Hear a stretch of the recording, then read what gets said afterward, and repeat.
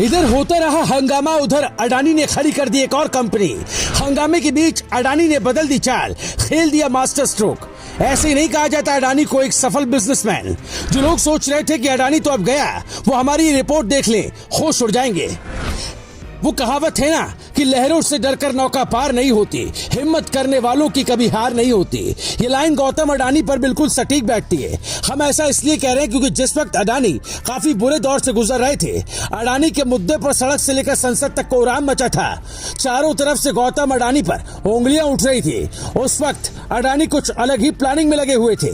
एक तरफ गौतम अडानी को लगातार नुकसान पर नुकसान उठाना पड़ रहा था, उनके शेयर से लेकर उनकी कंपनी तक घाटे में जा रही थी। वहीं दूसरी तरफ अडानी पूरी हिम्मत के साथ अपने आप को मजबूत करने में लगे थे। हो रहे हंगामे से और उठ रही उंगलियों से गौतम अडानी घबराए नहीं और कुछ ऐसा कर दिया कि अब सबके होश फाख्ता हो गए। गौतम अडानी ने बता दिया कि जिसके इरादे पक्के हो उसे मंजिल तक पहुंचने से कोई नहीं रोक सकता। साथ ही ये भी बता दिया कि असली सफल बिजनेसमैन की परिभाषा क्या होती है। अब आप सोच रहे होंगे कि आखिर गौतम अडानी ने ऐसा क्या कर दिया, तो आगे की रिपोर्ट में हम आपको अडानी के उस मास्टर स्ट्रोक के बारे में बताएंगे जिसने सबके होश उड़ा दिए। 24 जनवरी को अमेरिकी शॉर्ट सेलिंग कंपनी हिंडनबर्ग ने अडानी समूह के खिलाफ अपनी नेगेटिव रिपोर्ट जारी की। इस रिपोर्ट के बाद विवाद बढ़ता चला गया, विरोधी हावी हो गए। सड़क से लेकर संसद तक अडानी के खिलाफ मोर्चा खुल गया। अडानी के लोन पर, उनके कारोबार पर सवाल उठने लगे। अडानी पर उठ रहे सवालों के बीच इन्वेस्टर्स ने भी मुंह मोड़ लिया। अडानी के शेयर, कंपनी का मार्केट कैप, गौतम अडानी का नेटवर्थ सब गिरने लगा। विवाद बढ़ते रहे, लेकिन गौतम अडानी ने हार नहीं मानी। अडानी ने इन हंगामों के बीच अपनी नई कंपनी खड़ी कर दी। अडानी की फ्लैगशिप कंपनी अडानी एंटरप्राइजेस ने अपने कारोबार के विस्तार का ऐलान किया है। कंपनी ने कोल वाशरी बिजनेस में एंट्री कर ली है। कंपनी ने इस बिजनेस के लिए सब्सिडियरी कंपनी बनाई है जिसका नाम प्लेमा कोलिरीज रखा गया है। दरअसल अडानी एंटरप्राइजेस के कोल वाशरी बिजनेस का कामकाज का ऑपरेशन प्लेमा कोलिरीज करेगी। अडानी की ओर से इसकी जानकारी एक्सचेंज को दे दी गई है। अडानी एंटरप्राइजेस ने बताया कि 7 अप्रैल को उसने एक पूर्ण स्वामित्व वाली सब्सिडियरी कंपनी प्लेमा कोलिरीज लिमिटेड यानी कि पीसीएल का गठन किया है। इस कंपनी का गठन ऐसे वक्त में किया गया जब कंपनी पर सवाल उठ रहे हैं।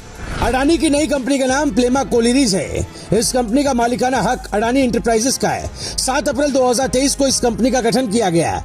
इसकी स्थापना 10 लाख रुपए की शुरुआती ऑथराइज्ड शेयर पूंजी के साथ साथ 5 लाख रुपए की पेड अप शेयर पूंजी के साथ की गई। ये कंपनी कोल हैंडलिंग सिस्टम के तहत काम करेगी।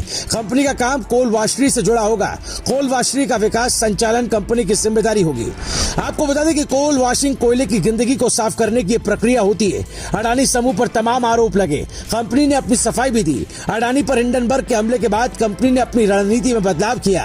कर्ज चुकाने पर फोकस करने लगे। इन्वेस्टर्स का भरोसा जीतने के लिए पहले से चल रही कंपनियों को मजबूती देने का फैसला किया। अडानी ग्रुप ने कारोबार की रणनीति में बदलाव भी किया और नया बिजनेस शुरू करने के बजाय पहले से चल रहे बिजनेस को संभालने की बात की।